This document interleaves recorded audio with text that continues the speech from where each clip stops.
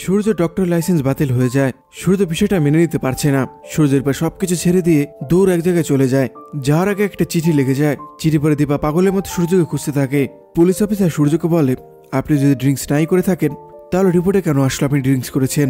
সূর্যর খেয়াল হয় জুস খাওয়ার পর তার মাথা ঘোরাচ্ছিল। সূর্য অফিসারকে কিচ্ছু বলে না।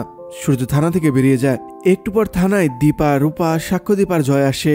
রূপা আসে পুলিশ অফিসারকে বলে, আমি দেখেছি ওই লোকটাই ছিল। মা তুমিও বলো। অফিসার বুঝতে পারে না রূপা কি বলছে। দীপা অফিসারকে বলে, আচ্ছা অফিসার ডাক্তারবাবু কোথায়? পুলিশ অফিসার বলে, উনি তো বেরিয়ে গিয়েছেন। পুলিশ অফিসার বলে, উনি তো এখান থেকে চলে গিয়েছেন। এইটা শুনে সবাই একটু অবাক হয়। সাক্ষ্যদীপ বলে, মানে কি? আপনারা বলেন আপনারা এখানে রাখবেন। পুলিশ অফিসার বলে, হ্যাঁ আমরা তো ওনার সিকিউরিটির জন্য এখানে রাখতে চেয়েছিলাম, কিন্তু আমরা তো ওনাকে অ্যারেস্ট করিনি। উনি ওনার মর্জিতেই বেরিয়ে গিয়েছেন, আমরা ওনাকে আটকাইনি। জয় বলে, না না অফিসার আপনারা এটা ঠিক করেননি, যে কোনো সময় দাদার বিপদ হতে পারে। সাক্ষ্যদীপ বলে, ওনার যে মেন্টাল কন্ডিশন, ওনাকে একা ছাড়াটা ঠিক হয়নি। রূপা পুলিশ অফিসারকে বলে, আমি কুমারের নামে কেস করতে চাই। পুলিশ অফিসার দীপাকে বলে, আপনাদের মেয়ে বারবার কুমারের নাম কেন বলছে? এই কুমারটাকে?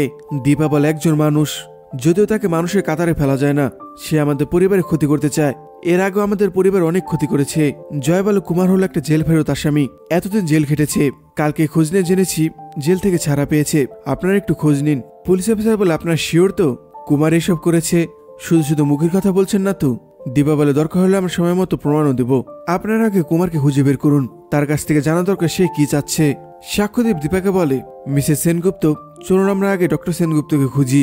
পুলিশকে পুলিশের মতো কাজ করতে দিন, আমাদের আগে ডক্টর সেনগুপ্তকে খুঁজে বের করা দরকার। দীপা বলে, আমি ওকে কল করছি। দীপা বারবার কল করতে থাকে কিন্তু সূর্য ফোন ধরে না।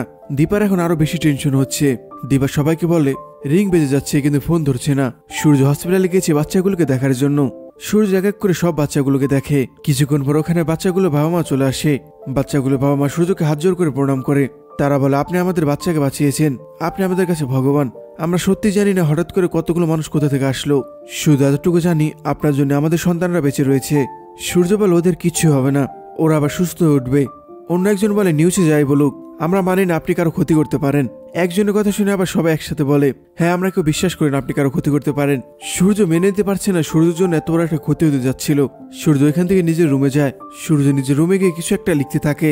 সূর্য মনে মনে বলে, আমার গাফিলতির জন্য এত বড় একটা ক্ষতি হতে গিয়েছিল আজকে, তাই ওদের যাবতীয় যা খরচ আছে চিকিৎসা করার জন্য সব আমি দেব।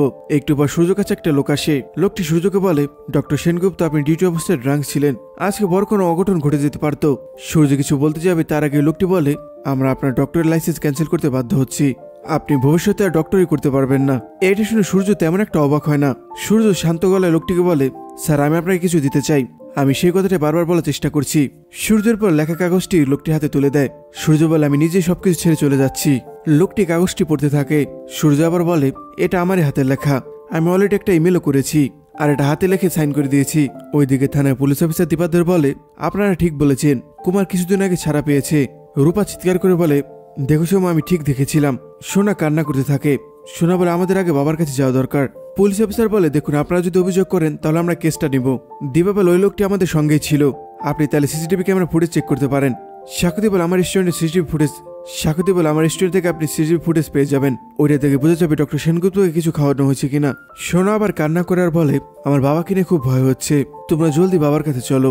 সোনার সাথে সাথে জয়া বলে, হ্যাঁ বৌদি, সোনা ঠিক কথা বলছে, আমাদের এখন দাদার কাছে যাওয়া দরকার। সবাই এরপর থানা থেকে বেরিয়ে যায়। সূর্য তার অফিস রুমে মন খারাপ করে বসে রয়েছে। এক এক করে তার সবকিছু দেখছে, কারণ কিছুক্ষণ পরে সবকিছু ছেড়ে দিয়ে তার চলে যেতে হবে। সূর্য চোখ দিয়ে জল পড়ছে। সূর্য চোখের জল মুছে আর মনে মনে বলে, নিজের খেয়াল রেখো দীপা, আমি এত বড় কলঙ্ক নিয়ে একই শহরে তোমার সাথে সংসার করতে পারবো না, তাই আমাকে চলে যেতে হবে। আমি এমন এক জায়গায় যাব যেখানে আমি সাধারণভাবে বাঁচতে পারি, যেখানে গিয়ে আমাকে ডক্টরি নিয়ে ভাবতে হবে না। নিজের সবকিছু বিলিয়ে দিলাম দীপা। সূর্যের পর অফিস থেকে বেরিয়ে যায়। কিছুক্ষণ পর দীপারা ওখানে আসে। দীপারা সূর্যের খোঁজ করতে থাকে। তখন রূপা নজর যায় টেবিলে। রূপা দেখতে পায় একটা কাগজ রাখা রয়েছে। রূপা বলে, মা ওই কাগজটা কি? দীপা কাগজটা হাতে তুলে নেয়। দীপা দেখতে পায় একটা চিঠি ওখানে। দীপা চিঠিটা পড়ে। চিঠিটা পড়ার পর তো দীপা পাথর হয়ে যায়। দীপা কিছুই বলতে পারে না। রূপা এরপর দীপার হাতে কাগজটি নিয়ে পড়তে থাকে। চিঠিটা পরে রূপাও চুপ করে যায়। রূপা শুধু বলে, বাবা চলে গিয়েছে। সোনা বলে, বাবা চলে গিয়েছে মানে? বাবা আমাদের ছেড়ে আবার কোথায় যাবে? রূপা আবার বলে, বাবা এই সবকিছু ছেড়ে দিয়ে চলে গিয়েছে। হসপিটালে একটি স্টাফ এসে ওদের বলে, সূর্য স্যার তার সবকিছু বাচ্চাদের নামে করে দিয়েছে। এরপর সূর্য স্যার এখান থেকে চলে গিয়েছে। সূর্য বাস স্টেশনে বাসের জন্য অপেক্ষা করছে। সূর্য মনে মনে ভাবছে, একটা সময় সূর্য সবাইকে বলেছিল আমরা আর কারো থেকে আলাদা হব না, আমরা আর কারো কাউকে ভুল বুঝবো না, আমরা বাকিটা জীবন একসাথে থাকবো। একটু পর ওখানে বাস চলে আসে। সূর্য ওই বাসে গিয়ে বসে। সূর্য পরিবারের সবার কথা ভাবছে। সূর্য মনে মনে বলে আমি কথা রাখতে পারলাম না দীপা, আপাতত আমি চলে যাচ্ছি। একটু পর বাসও ছেড়ে দেয়। সূর্য বাসে করে চলে যায়। ওইদিকে রূপা বলতে থাকে এত বছর পর আমরা সবাই এক হলাম, আবার আমাদের সবকিছু শেষ হয়ে গেল, সব আবার আলাদা হয়ে গেল। আমাদের ভাগ্যটাকে এতটাই খারাপ, আমরা কি কোনোদিন একসাথে থাকতে পারবো না? দীপা বলে যা হবে আমাদের সবার একসাথেই হবে। সাক্ষ্যদেব জিজ্ঞেস করে আপনি এটা কি বলতে চাইছেন? দীপা বলে আমি ওনাকে ভালো মতোই চিনি, আমি জানি উনি কি কি করতে পারে।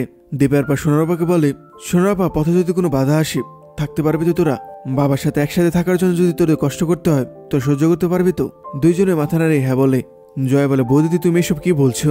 তোমরা যেখানে যাবে আমিও তোমাদের সাথে যাব।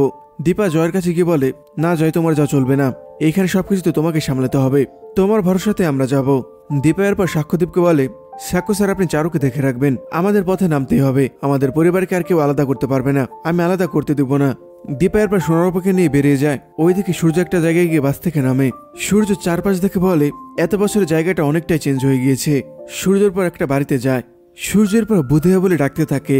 তখন একটা মেয়ে আসে। মেয়েটি সূর্যকে দেখে বলে ডাক্তারবাবু তুই এত বছর পর এসেছিস? সূর্য মেয়েটাকে চিনতে পারে না। সূর্য মেয়েটার দিকে তাকিয়ে রয়েছে দেখে মেয়েটি বলে তুই আমাকে চিনতে পারিসনি তো? মেয়েটির পর একটা খেলনা নিয়ে আসে। সূর্য খেলনাটা দেখে চিনতে পারে, কারণ এই খেলনাটা সূর্যই কিনে দিয়েছিল মেয়েটাকে। সূর্যের মুখে একটা আনন্দের হাসি ফুটে। সূর্য বলে লালি তুই এত বড় হয়ে গেছিস, কত মিষ্টি লাগছে তোকে দেখতে, তুই কেমন আছিস? লালি বলে আমি ভালো আছি, পরীক্ষায় ভালো রেজাল্টও করেছি, 5টা লেটার পেয়েছি আমি, সবাই বললো আমি নাকি তোর মতো একদিন ডাক্তার হব। সূর্য মাথা নামিয়ে নেয়। সূর্য ধীরে বলে আমার মতো ডাক্তার হোস না। লালি বলে মানে? সূর্য বলে না না কিছু না, তোর বাবা মা কোথায়? আমি কতবার ডাকলাম। লালি তো এটা শুনে খুশি হয়ে যায়। লালি বলে তুই কি এখানে থাকবি? সূর্য বলে সেটা আমি পরে বলছি, আগে বল তোর বাবা মা কোথায়?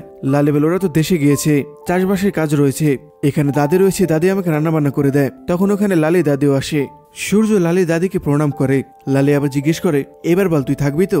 সূর্য একটু লজ্জা পেয়ে মাথা নামে বলে হ্যাঁ থাকার জন্য এসেছি। লালি বুঝতে পারে কিছু একটা হয়েছে। লালির মুখটা গোমরা হয়ে যায়। লালি মনে মনে বলে ডাক্তারবাবুর মন ভালো নেই, কিছু একটা হয়েছে, এর জন্য মন খারাপ করে রয়েছে। লালি দাদি সূর্যকে জিজ্ঞেস করে কিন্তু তুই তো একা আছিস, তোর বিবি বাচ্চা কোথায়? সূর্য মুখ ঘুরিয়ে বলে ওদের আমি আনিনি। লালির দাদি বলে তোকে ছাড়া ওরা কিভাবে থাকবে? কেঁদে কেঁদে তো তুই তো চোখ ফুলে ফেলেছিস, তাহলে ভাব ওদের এতক্ষণ কি অবস্থা হয়েছে। আয় তুই ভিতরে আয়। লালি দাদির পর লালিকে নিয়েও ভিতরে যায়। সূর্য বাইরে দাঁড়িয়ে থাকে। ওইদিকে দীপা সোনারূপাকে নিয়ে বাস স্টপে গিয়ে সূর্য ছবি দেখিয়ে জিজ্ঞেস করছে সবাইকে, কিন্তু কেউ কোনো খোঁজ দিতে পারছে না। দীপা হতাশ হয়ে কান্না করছে। তখন সূর্য দীপার সামনে আসে। সূর্যকে দেখে দীপা সূর্যকে জড়িয়ে ধরে। সোনারূপা বাবাকে দেখতে পায়। সোনারূপা এরপর সূর্যের কাছে আসে। সূর্যের উপর সোনারূপাকে বুকে আগলে নেয়। দীপা সূর্যের হাত ধরে থাকে। সূর্য দীপাকে বলে সরি দীপা, আমি সবাইকে না বলে এখানে চলে এসেছি। আসলে আমি ভেবেছিলাম তোমরা আমার সাথে থাকতে পারবে না, কারণ আমি এখন যে অবস্থায় রয়েছি ওরা তো কখনো থাকেনি। কথা যখন দিয়েছিলাম তাহলে আমরা একসাথে থাকবো, আমরা কখনো আলাদা হব না, কেউ কাউকে ভুল বুঝবো না, সবসময় আমরা একসঙ্গে থাকবো। এই শহরে আমার কিছু নেই দীপা, আমার লাইসেন্সও চলে গিয়েছে, কেউ চক্রান্ত করে আমার লাইসেন্সটা বাতিল করে দিয়েছে, আমি তাই কারো উপর বোঝ হয়ে থাকতে চাইছিলাম না। সূর্যের উপর দীপাকে জিজ্ঞেস করে দীপা তুমি পারবে আমার সাথে অ্যাডজাস্ট করে থাকতে? সূর্য সোনারূপাকে জিজ্ঞেস করে তোরাও কি পারবে আমার সাথে অ্যাডজাস্ট করে থাকতে? সোনারূপা বলে আমরা পারবো বাবা। দীপা বলে আমরা সবসময় আপনার পাশে রয়েছি। দীপার পর 2 হাত দিয়ে সূর্যের হাত ধরে। দীপা বলে থ্যাংক ইউ ডাক্তারবাবু ফিরে আসার জন্য। সূর্যের পর ওদের 3জনকে বাসের টিকিট দেয়। ওইদিকে লালি তো পুরো গ্রাম খুঁজতে খুঁজতে পাগল হয়ে গিয়েছে।